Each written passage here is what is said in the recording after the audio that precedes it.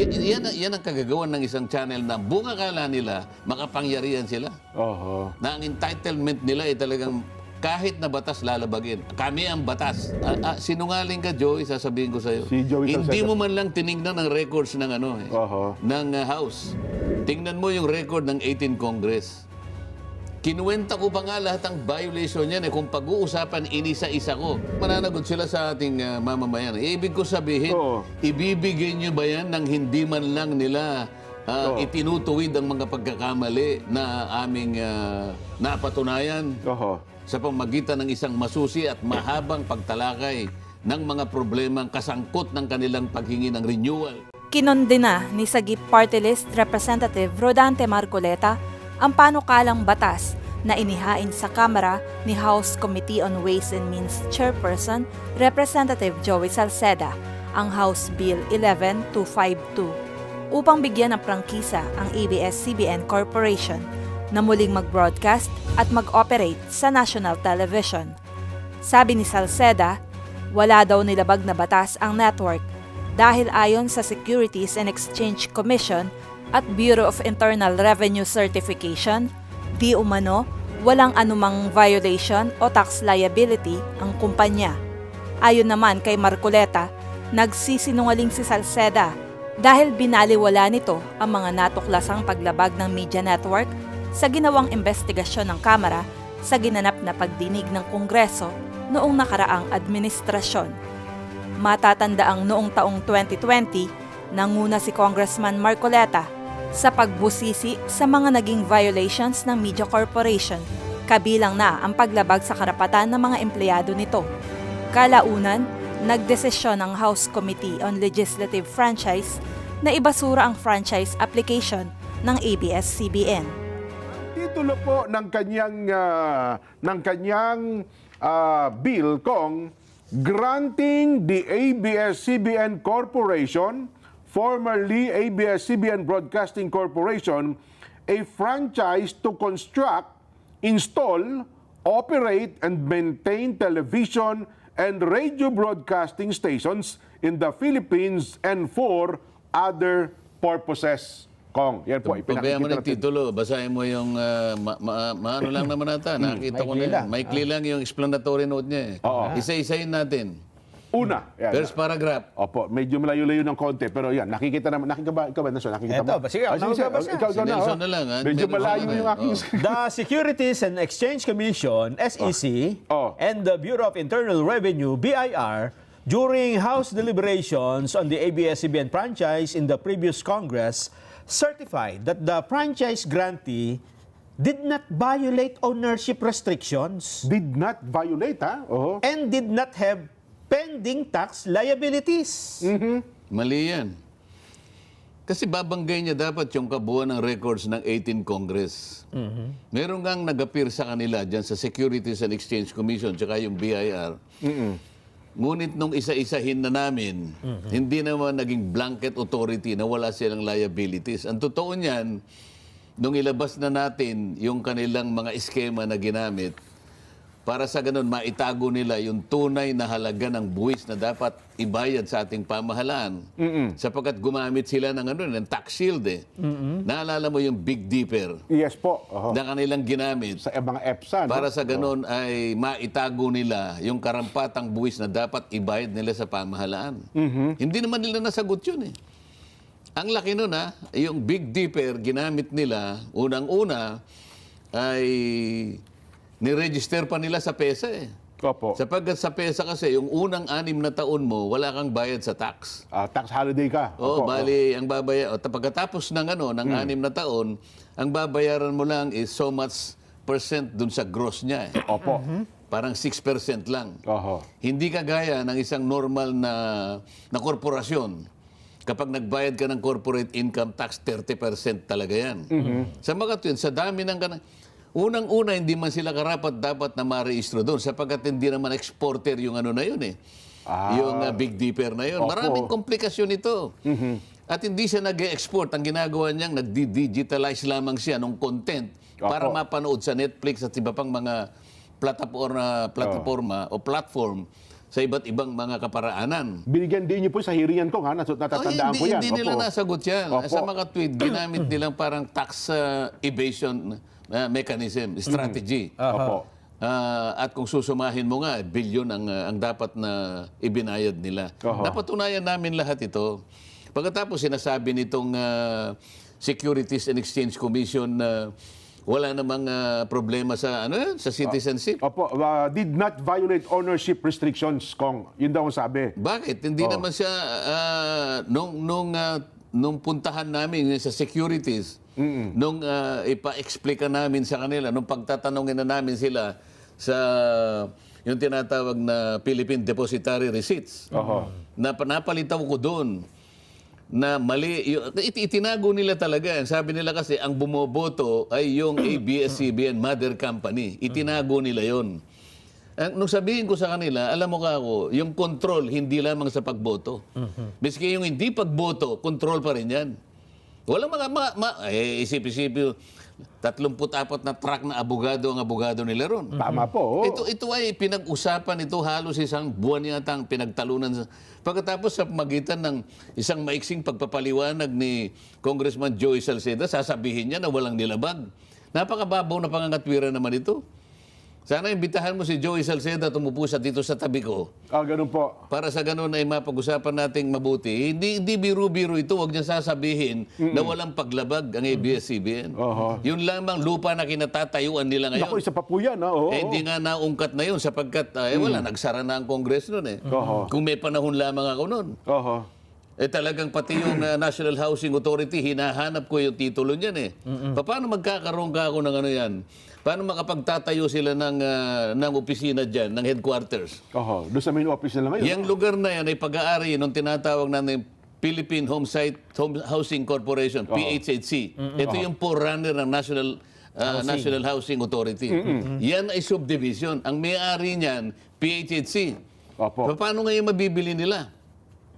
Ngayon, ang gusto kong itanong sa may-ari ng ABS-CBN, mabuti na lang, sabi ko nga sa'yo, bias na ako . Nakikita mo, sumusulak na naman ang dugo ko . Hindi po ko nga, pinanood naman kinalkal mo yung masakit sa akin . Pagka ganyan, talagang makikipagsuntukan ako dyan . Tuloy niyo, Kong. Isipin mo, hanapin mo yung deed of sale. Ayaw nilang ipakita. Yung bang deed of sale, hindi mo gagamitin pagkatapos para ma-transfer sa iyo ang pangalan mula doon sa naunang may-ari para ma-transfer mo sa sarili mo, hindi mo kakailanganin yung deed of sale. Kailangan 'yon. O ba tayo nilang ilitaw ang deed of sale? Maliban na ikaw original na may-ari noon ko. Hindi, ang tanong ko, ba't ayaw nilang ilitaw? Dahil merong problema yung deed of sale na yun, kaya ayaw nilang ilitaw. Ngayon pa lang sasabihin ko na. Yung may-ari nun, PHHC. Gobyerno. Korporasyon yun. Dapat meron silang resolution na binebenta nila sa ABS-CBN, doon sa Lopez, yung naunang Lopez. Ang pumirma lang yung presidente. Walang board. Resolution. Invalid yun. Kung questioning ko yun Pinuntahan ko nga yung mga tinatago nila yung mga titulo. Pagka ako pupunta, nagsisipagtago lahat ang mga usap ko. Hanggang ngayon. Nako. Pagkatapos sasabihin niya na walang paglabag? Yun daw po sinasabi ng Bakit? Ang SEC sa magpapatunay ba sa paano yung issue ng yung citizenship ni Gabby Lopez? Amerikano si Gabby Lopez, pinatunayan niya mismo yun. Ang pinangangatwiranan niya lang, Amerikano ako, pero Pilipino ako. Paano ka ako naging Pilipino? Sapagkat ang aking ama ay Pilipino. Ang binabanggit niyang doktrina, yung jus sanguinis. Yung by blood. Yung Amerika kasi ay jus soli.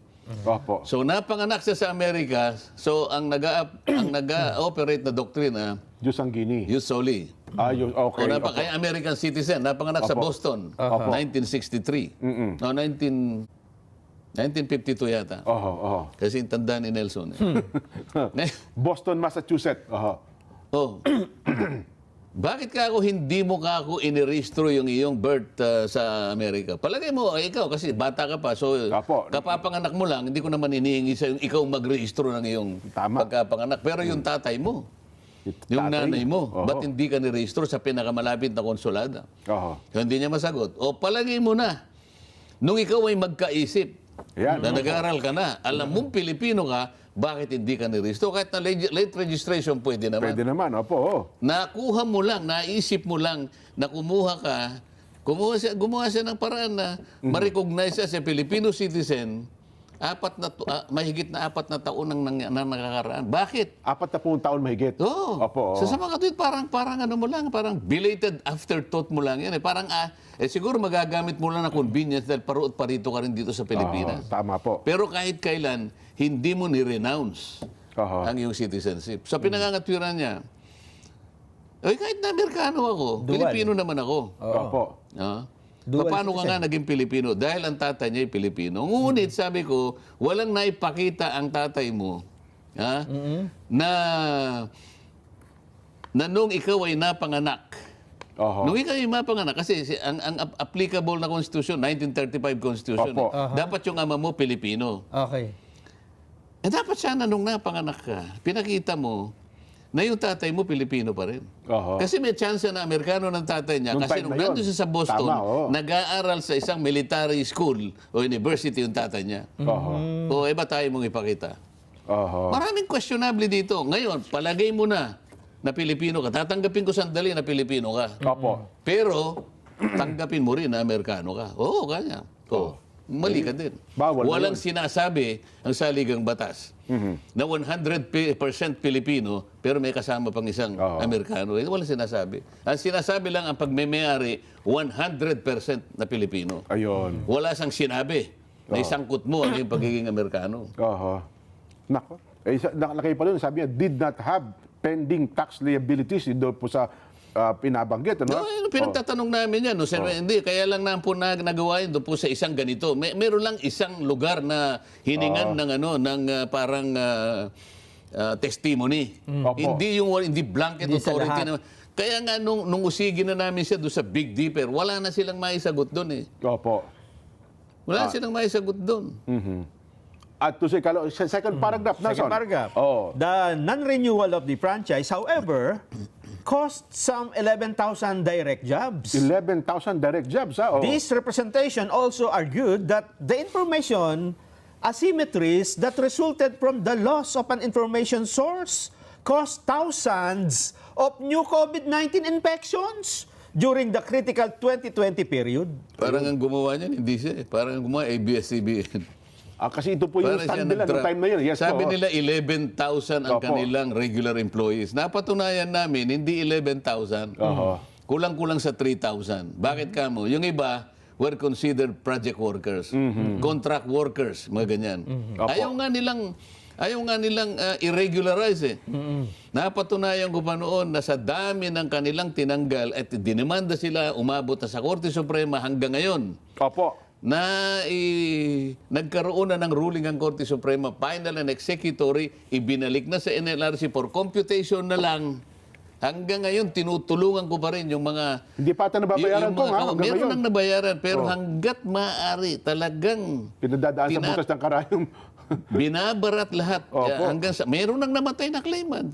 Meron nagkakasakit sa umabot na ng 15 hanggang 20 taon. Tagal na pala. Yung apela nila na ginawa doon.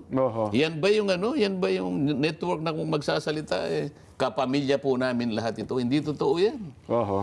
Ang magsasabi niyan, yung ngayon na nagsasaper hanggang ngayon, nasa NLRC na pinaglululoko sila ng National Labor Relations Commission. Ilang beses na rin akong nag-appear sa kanila, pinatawag ko sila 3 beses na. Hanggang ngayon, hindi ngayon maiwasto-wasto. Iba dyan, mga cameraman pa. Yung iba dyan, parehong humahawak ng camera. Nagkataon na ito'y talent daw, yun naman ay regular. Pero hindi pareho yung sahod. Tama ba? Yung skill niya, kaparehong-pareho ng skill nito. Ayun. Kaya si Joey, alam mo, pagka nagkita kami niyan, sasabihin ko sa kanya, sinungaling ka, Joey, sasabihin ko sa'yo. Si Joey hindi mo man lang tinignan ng records ng ng House. Tingnan mo yung record ng 18 Congress. Kinuwenta ko pa nga lahat ng violation niyan kung pag-uusapan, inisa-isa ko. Sapagkat doon sa ating Public Service Act, ang isang utility na nagkaroon ng paglabag, merong penalty na 200 pesos per day per violation. Ganun na pala, 200 pesos per day. Kinuwenta ko eh. Opo, halimbawa. Ilang taon na ho nakalipas. Ito halimbawa lang. Isa sa mga violation niya, in-encrypt niya yung mga programa nila. Ibig sabihin, sinusi. Alalahanin ninyo yung kanyang, may oras pa ba tayo? Baka Opo, humaba tayo. nakalak po yung mga mahaba pa ko. Baka mamaya magalit sa atin ang mga sumubra na tayo. Hindi po, okay po, tuloy natin yan. In-encrypt nila yung contents nila. Ibig sabihin, Hindi pwedeng panoorin. hindi pwedeng panoorin kapag hindi ka bumili ng black box. Tama kayo. Ito yung, alam mo yung black box. Ang black box ay 2,500 pesos per unit. Sabi ko sa kanila, bakit mo ginawa yan? Yung prangkisa na pinirmahan mo na ginrant sa'yo ng Estado, free to air. Ibig sabihin, mag-broadcast ka libre. Libre naman kanya. Ba't mo, nilibre mo kasi nagbenta ka ng 2,500. Bumili ka ng black box sa raw na hindi galing sa kanila, hindi mo papanood kahit may black box ka. Kasi dapat black box ng ABS-CBN. Tama po. So ilang milyon yung inano niya? Ilang milyon yung kanyang ibinenta? 2,500 bawat isa. Ilang milyong pamilya ang binentahan. Inisa-isa ko ng 200 yan. Pagkatapos yung mag-migrate sila from analog to digital. Opo. Sinabi ng NTC sa kanila, okay, bibigyan kayo namin ng 3 months to migrate from analog to digital. Pagkatapos nito, lahat ng equipment na ginamit nyo, pinahiram nila yung Channel 43. Opo. Dito nyo gamitin para sa ganun makalipat kayo doon. Pagkatapos ng 3 buwan, lahat ng equipment na yan, i-re-export ninyo. Yun ang usapan eh. Pero 3 buwan Opo. ang testing period. Okay. Demonstration period ang tawag dyan. Ilang taon na ito na alam ko pa eh. Opo. Yung iba na yung mga detalye nakakalimot. Pero yung iba, pagkatapos, sabi niya ganan, ibenta mo, export. Hindi nila na-export. Binilang ko uli yung mga yan. Opo. Sabi niya 3 months lang. Alam mo kung kailan tumagal yon? Hindi porman, 4 na taon at 3 buwan. Kinuwenta ko na naman yan. Opo. Ano sabi ng NTC? Kasi sumulat sila. Mr. NTC, pwede po ba kami magpalabas ng yung boxing po ng Pilipino tsaka Mexicans? Opo, Manny Pacquiao yata Ayan. yun. Opo. Sabi na hindi pwede. Wala pa kayong yung tinatawag na CAS, yung Pay-per-view. yung pay-per-view, wala pa tayong regulasyon. Babayad, Alam mo yung problema kasi, sabing ganon, mabilis ang technology. mabagal. Hindi tayo makasunod yung regulatory, kasi regulatory ang NTC, ang bilis-bilis ng technology. Ang bagal ninyo ganon ang ano nila. Sinisi. Ang bagal ninyo Hindi kayo makaabot sa amin. Hanggang sa dumating yung Pacquiao fight. Sayang na yung chance, parang gano'n po. At saka yung negro, Kawili, ang pangalan kalaban ni Pacquiao? Si Mayweather. Ayan. Opo. Sinabi ng ganito, huwag kayong magpapaano. Huwag kayong talagang... wala pa yung... Ano na ba yung CIS? Nakalimutan ko. Sumulat sila kunwari ng April 30. Opo. O April 1. Ang laban ng Mayweather at saka ng Manny Pacquiao parang May 15 or something. Nakalimutan ko na. Ito naman kasing kabagalan ng NTC, hindi kaagad nasagot. Okay. Ngayon, nakapagbenta na sila nung fight na yun. Milyon na yun. Ang sinabi na hindi kayo pwede. Nung sumagot, 1 linggo na lang maglalaban na. Ang sabi ng ABS-CBN, hindi na po namin pwedeng i-atras ito. Nasingil na po namin sa ganito yung ganito. Nakapagbayad na po. Ba't hindi nyo ibalik na lang, hindi ba? Opo.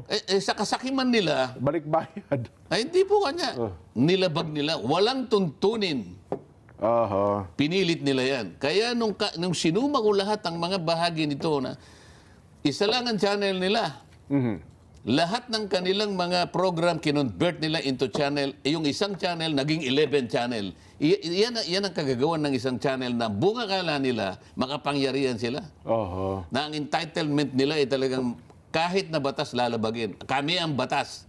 Yan ang style nila Binilang ko ngayon lahat ng kanilang violation at minultiply ko sa 200 pesos per day per violation. Alam mo kung magkano nakwenta ko? 1.6 trillion pesos. Wow, laking pera. Pagkatapos sasabihin ni Joey Salceda, Oho. na kumakandidato ng gobernador ng Albay. Nako, oho. Sana narinig po ninyo sa yung mga mamamayan ng Albay. Oh, hanggang doon na lang. Bahala na po kayo. Oh, third paragraph, Nelson. Ano Third po sabi? paragraph. Oh, third paragraph. Para may paliwanag natin. Oh. Prior to the rejection Hindi ko of na mapapaliwanag ng third paragraph. ha? franchise renewal, Opo. prior, some 36% of Filipinos derive their news and entertainment from the channel.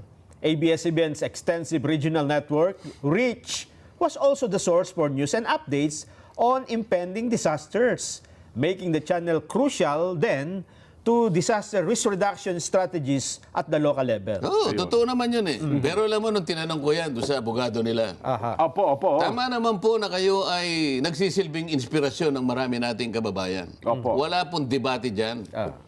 At kumisan nga po, nakakatulong nga kayo eh. Totoo naman po. Although hindi po niya pinakikita po yung audit ng inyong nakukuhang mga donations. Oho. Pero hindi po ba mas maganda yung makatulong kayo, nakakasunod pa kayo sa batas? Ayun. Sagutin mo nga ako. Di ba mas masarap yung tumulong ka, pero wala ka nilabag sa batas? Sasabihin mo na tumulong ka, pero napakarami yung batas na nilabag. Opo. Yan ang gagamitin mo ngayon dahilan. Oho. Wala maisagot eh. Aha. Bakit mo gagamitin? Ngayon, social media eh. Ako nga, magmula nung masaray ang ABS-CBN, Opo. hindi na ako nanonood na lang ako Netflix eh. Ang source ko na lang impormasyon, Jerry, at saka yung social media. Opo. Mas maganda pa yung social media, mas marami pang totoo dyan eh. Aha. Hindi ko sinasabing lahat ay totoo. Pero kung halimbawa, titingnan mo yung average, mas marami pa yung totoo dyan kaysa sa mga mainstream media At natin. saka ngayon. mas mabilis ngayon. Ano? Oo. Sana magkausap kami nitong Salceda na ito eh. Opo. Ayun. Kaya lang sinasamantala niya kasi mag-graduate na ako eh. Ayun na nga po, Kong. Hindi, ang balita nga natin, Kong, hanggang papaspasan daw ata ito hanggang bago magsimula pang itong mga buwan na ito, Kong. Pwede ba nilang gawin yon? Halimbawa, nagbukas sa Bahala 13. sila, mananagot sila sa ating mamamayan. Ibig ko sabihin, Oo. ibibigay nyo ba yan nang hindi man lang nila itinutuwid ang mga pagkakamali na aming napatunayan Oho. sa pamagitan ng isang masusi at mahabang pagtalakay ng mga problemang kasangkot ng kanilang paghingi ng renewal noong 2000, year 2000. Oo. Isip-isipin mo kasagsagan ng COVID-19, yan pa yung aming pinag-uusapan. Totoo po, Kong. May mga hearing noon kayo, marami nakamaskara pa kayo dyan, Kong. Oo, pero No. pantay ang labanan, patas ang labanan, hindi kagaya ng Quadcom. Opo. Sapagkat ang abogado nila, sinasabi ko sa iyo, everyday ibang set. Totoo po. Oo. Battery of lawyers ang kaharap nyo doon, Kong. Talagang baterya, di baterya talaga. Oo. Oh, yung last part, Masasabi ba Nelson? natin hindi patas ang labanan? Ay, At saka nakapagkokonsulta. At marami pa silang ginagamit na kagaya ng gamit mo ngayon. Samantalang ako, yellow pad lang ang gamit ko. Oh. Ito to, Kong, yung pinakamaganda yung huli. Yung pinakahuli. Oh, yung pinakahuli. Yung huli. Oh, yung sabi niya. Oh. Given the merits of renewing the franchise, as well as the clarifications made by the government agencies Niliwanag daw ng mga government agencies, no? over certain allegations against the grantee, this representation urges Congress to reconsider the non-renewal of the franchise by the previous Congress. Yun. In view of the foregoing, the approval of this bill is urgently sought. Urgently sought. Joey Sarte Salceda. Sagutin mo, Jen. Yan na, ang malaking problema ni Congressman Joey Salceda na tumatakbo ngayon na gobernador ng Albay, Kong. 1,000 kabulaanan. Aha. Congressman Joey Salceda. Aha. Sana mag-isip ka at kung talaga ikaw ay nagmamahal ka sa bansa mo, sasabihin ko sa iyo ng diretso ito.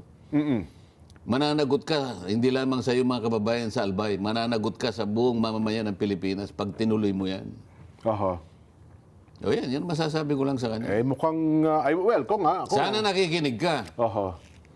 Sana. Tignan natin ko kasi may mga bali-balita nga tayo. Talagang pagkahain at pagdating daw po ata sa Lunes, ng opening, pagang isa sa papaspasan daw ata nila ito. Di ilitaw natin ngayon yung kanilang yung pilitin natin ngayon sinuhin. Nasaan yung nasaan yung titulo ninyo dyan? Yung lupa. Oo nga pala. Alam mo ba na isa sa napatunayan, nagkulang lang ng panahon, namatay kasi si Congressman Datol. nga pala, si Siya yung Datol. kukuha ng certification.